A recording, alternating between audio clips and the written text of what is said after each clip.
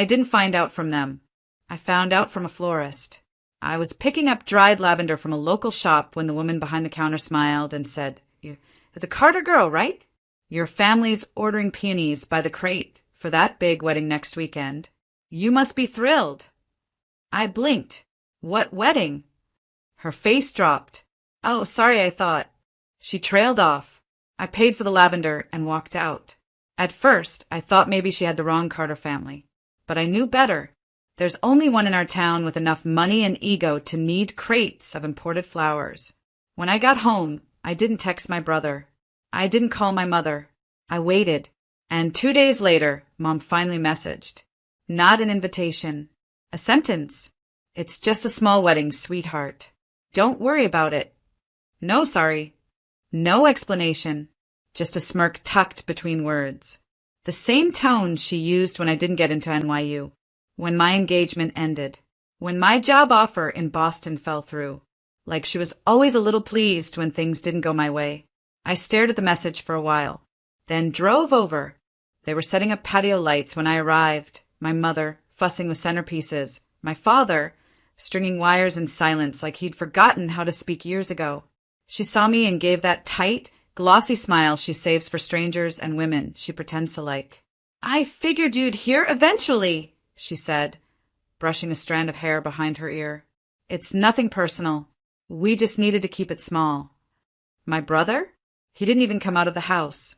And Dad, he looked at the ground like it was safer than looking at me. I didn't ask why.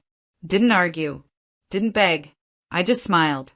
And I said, "Thanks for making it easy." Then I turned around, walked back to my car, and drove to the airport. One way to Reykjavik. Booked before I even packed a bag. They wanted a wedding without me? Fine. I'd give them silence, so loud it echoed. My name is Elena Carter. And from wherever you're watching this video, stay with me. Because sometimes when people leave you out, they're really just clearing space for the life you're meant to build. It wasn't just the wedding. That was just the final, polished insult. The ribbon on top of decades of being told, quietly, consistently, that I was optional. Growing up, my brother Mark was the center of gravity in our house. Golden boy grades, varsity sports, that effortless charisma that makes people forgive things they shouldn't. When he failed algebra in 10th grade, my mom blamed the teacher. When I got an A in the same class, she said, "Of course you did. You're good with boring stuff." Mark got a used car at 17. I got a ride to my job at the library. Once, when I brought home a poetry award from state finals, she smiled and said, "How sweet. Did they give those to everyone?" I told myself it didn't matter, that I didn't need their approval. But children believe what they're shown. And I learned early that praise had conditions and I didn't meet them. After college, I moved in with my fiancé, Nate. He was kind, steady, safe. We were building a life. Until we weren't. One morning, he said, "I don't know if I can do this forever." And by sunset, he was gone. Left a note, half of his clothes missing, and a quiet apology. I called my mother that night. Voice raw, heart hollow. She said, "Well, maybe it was for the best. Maybe you just weren't enough for him."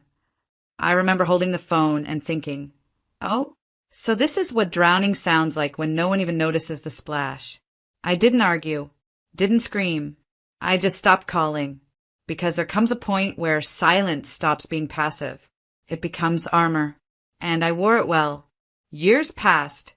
I built a life that wasn't glamorous, but was mine. I taught literature at a small community college. I hiked on Sundays. I wrote poems I never showed anyone. And I smiled at weddings that weren't mine. But the pattern stayed. Christmas invitations that accidentally came late. Inside jokes I wasn't part of. Group texts that conveniently skipped my name. And now, being excluded from the wedding? That wasn't a shock. It was a confirmation that they had already written me out of the story long before the RSVP list was even printed. But here's the thing. You can only be cut out of something if you're still trying to fit in. And somewhere on that plane to Iceland, as clouds swallowed the sky beneath me, I realized I wasn't grieving my family anymore. I was grieving the version of myself that kept hoping they'd change. Iceland wasn't on some dream list. I didn't pin it to a board or circle it in a guidebook. I picked it because it felt like the farthest place from the noise. No family, no wedding, no smiles I had to fake. Just sky, ice, silence. I arrived the morning of the rehearsal dinner. My mother had posted a photo, her in pearls captioned, "The weekend begins." I stared at it while the plane taxied, then turned my phone off and didn't turn it back on for days. I stayed in a cabin, tucked between two black hills. The kind of place where the air feels like it's never been breathed before. There were no TVs, no room service, just a wood stove with blankets and windows that swallowed the sky. At night, I sat near the fire and listened to the wind beat against the walls. During the day, I hiked through snow fields, saw geysers hiss like angry ghosts, and stood alone in a glacier cave so blue it looked like the sky had been frozen mid-breath. And slowly the ache began to thaw. Not all at once, but piece by piece. I didn't cry on the first night. I cried on the third, while eating soup by myself, watching steam curl up from the bowl like it was trying to leave too. I wasn't crying because I missed them. I was crying because I'd spent so long begging to be seen. I forgot what it felt like to look at myself, to ask, who am I when I'm not trying to earn a seat? Who am I when I'm not being compared, edited, erased? I'd given so much love to people who rationed theirs like it was currency, so much loyalty to people who used silence as a blade.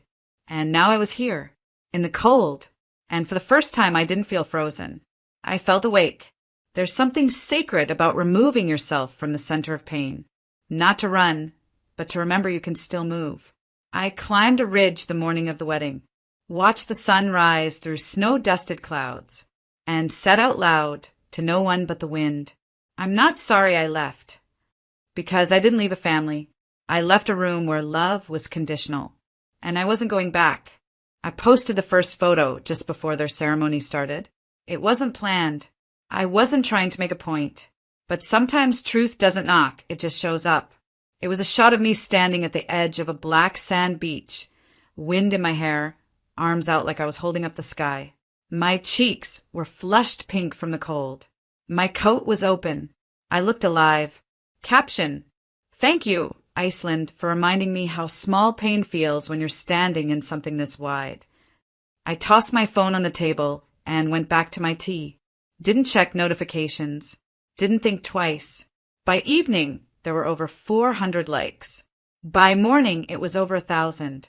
Messages from old college friends. Comments from coworkers. Even acquaintances I hadn't spoken to in years. You look incredible. Wow, what a trip. Wait, weren't you supposed to be at a wedding? That last one came from someone who knew my brother. Someone who'd been invited to the event I was deliberately left out of. I didn't respond. Instead, I posted again. An ice cave glowing cerulean blue, like it was lit from within. Then a snow-covered cliff at golden hour. Then me, mid-laugh, hair tangled, eyes full of something I hadn't felt in years, freedom. I never mentioned my family, never said a bitter word. But absence is loud, and so is joy, especially when it doesn't come from the place people thought you needed. By the time they cut the cake, my mother's perfect weekend post had fewer comments than my glacier reel. By the time they toasted, people were whispering. Someone asked my cousin why I wasn't there. She shrugged and said, I think they told her not to come. The bride's aunt, a woman I hadn't seen in a decade, messaged me privately. Your photos, they're stunning. And I just want to say I'm sorry. I didn't ask for sympathy. But truth has a way of making its own introductions. My mother posted a group photo the next day. Family is everything, she captioned it. Someone commented underneath. Isn't Elena family? That comment disappeared within the hour. But I saw it, and I smiled. Because this wasn't about clapping back or burning bridges.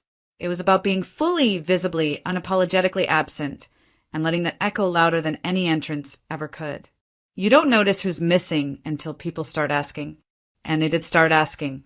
The night of the reception, while champagne glasses clinked and sparklers fizzed in curated photos, I was walking across a frozen lake, bundled in wool, listening to snow crunch beneath my boots. The quiet was perfect. But back home, my silence was causing noise. My cousin texted me in the middle of the night. Aunt Joanne asked where you were. Loudly. Your mom's face? Red as her wine. Apparently, Several guests assumed I was running late. Then someone whispered, "She wasn't even invited." That whisper turned into a question. That question turned into a storm. By dessert, it was the only thing people wanted to know. Where's Elena? Why wasn't she here? Was there a falling out? My absence outshined the flowers. The bride, my new sister-in-law, who'd barely met me once at a family barbecue, messaged me directly that night. "Hey, Elena, I just found out you weren't invited. I had no idea. I thought the list was complete. I'm so sorry." I stared at the message, read it twice, then set my phone down, let it sit. She wasn't to blame, but I wasn't going to untangle their mess either. The next morning, my mother called. Twice. The first went to voicemail. The second I answered. Her voice came through like a breeze that wanted to sound warm. "Elena," she said, stretching it out like sugar on her tongue. "We were just thinking about you. Everything's over now, and, well, it felt a little empty without you there." I didn't say anything. She continued, "We only meant to keep it small. Things just got complicated. I hope you understand." I took a breath. Let the glacier outside the window remind me how sharp stillness can be. Then I said, "You made it clear where I stand."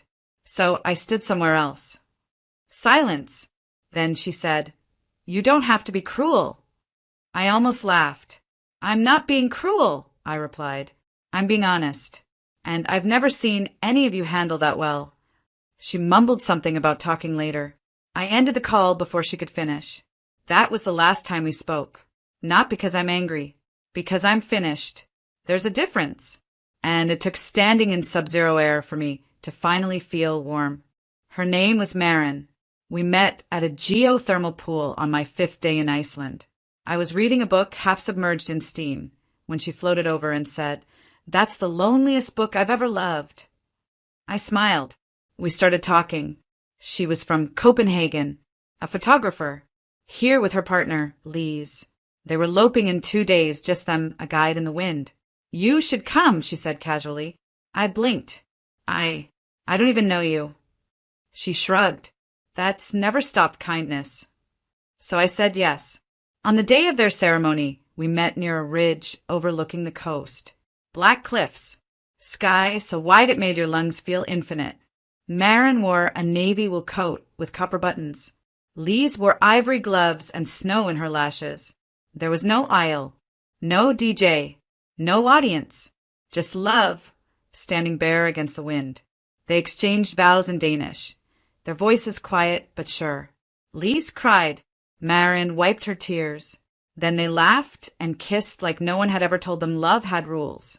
I didn't cry until later, when Maren handed me a piece of warm bread and said, "You feel like someone who needed to see this." She was right, because for the first time, I wasn't watching love perform. I was watching it belong. No hierarchy, no shame, no people pretending you mattered just enough to decorate a room. It made me realize I'd been fighting for a seat at someone else's table, a table where I was only invited when it looked good for them. But here, on this freezing cliff with strangers who wrapped me in a wool blanket and poured tea into my shaking hands, I didn't have to earn my place. I just had to be. That night, I journaled for the first time in months. I don't need to be let in anymore. I will build something of my own. It won't be grand, but it will be honest. The wedding I was excluded from, it taught me what family isn't. This moment, it showed me what love could be. And that felt like more than healing. It felt like beginning. The first thing I noticed when I got back wasn't how familiar everything felt. It was how small it did. My apartment was the same. The city was the same. But I wasn't.